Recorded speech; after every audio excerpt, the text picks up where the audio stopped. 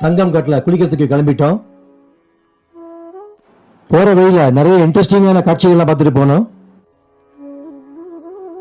महादेव महादेव महादेव महादेव महादेव महादेव महादेव महादेव महादेव महादेव महादेव महादेव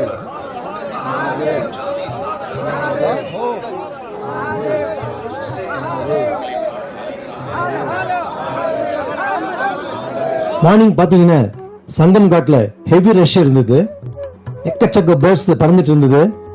சூப்பரா இருந்தது பாக்குறதுக்கு.